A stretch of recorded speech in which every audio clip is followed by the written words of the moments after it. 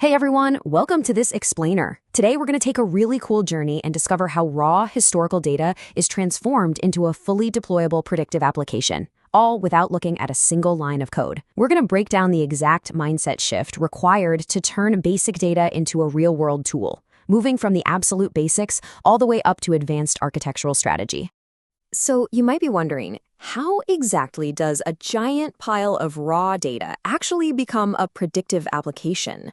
It's a journey from simply observing the past to actively anticipating the future. Here is our game plan for today. 1. The predictive engine. 2. Separating train from test. 3. The power of reproducibility. 4. Evaluating the output. And 5. Packaging for production. Let's jump right in. Section 1. The predictive engine. This is the big picture. Let's start simple. Imagine a local coffee shop trying to predict tomorrow's sales. To pull this off, they have to understand the relationship between their daily environment and their business results. We do this by separating the data into two main buckets. First, we've got our features. These are the daily inputs, right? Things like the weather or what day of the week it is. Then we have our target. That's the actual outcome we want to predict. In this case, total coffee sales. Our whole goal here is to find the hidden mathematical connection between those features and the target. You could actually think of this entire machine learning process kind of like teaching a chef to bake.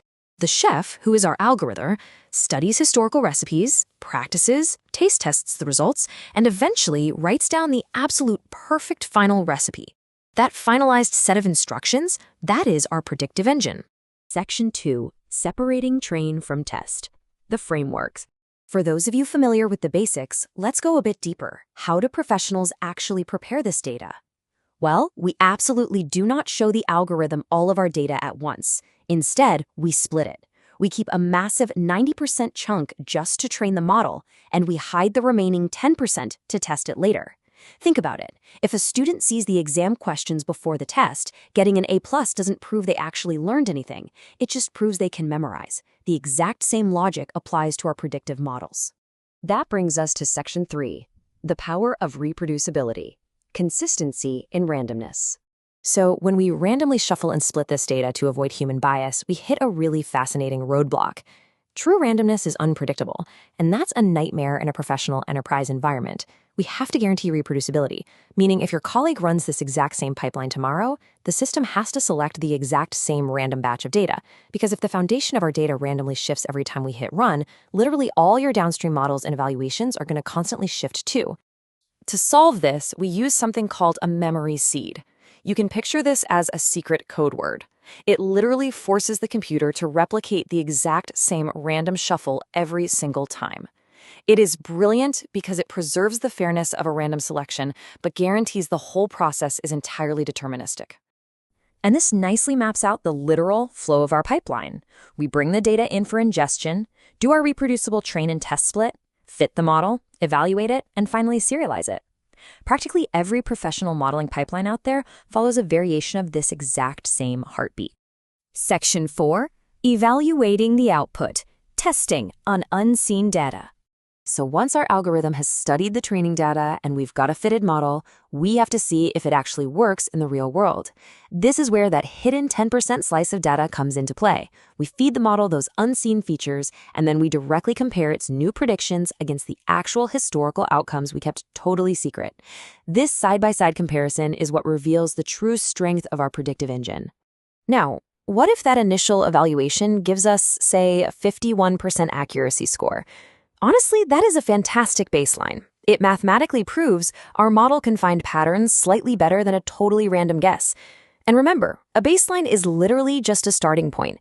It gives us a rock-solid foundation to improve upon as we continue to refine our features. Finally, Section 5, Packaging for Production. The bigger idea. This is where we get highly strategic for our advanced viewers.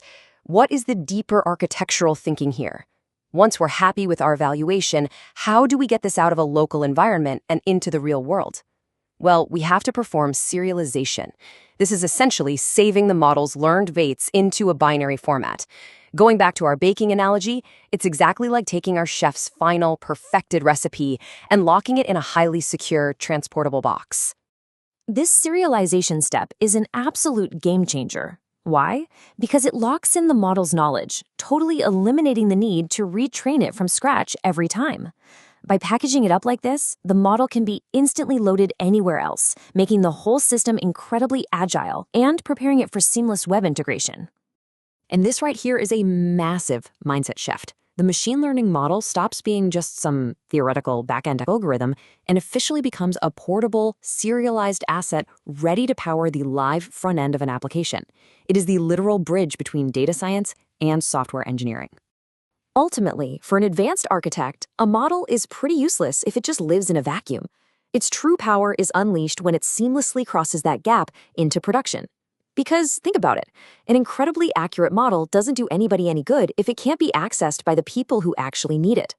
So as we wrap up this explainer and you look at your own workflows, I really want you to ask yourself, what front-end application will you power with your serialized models?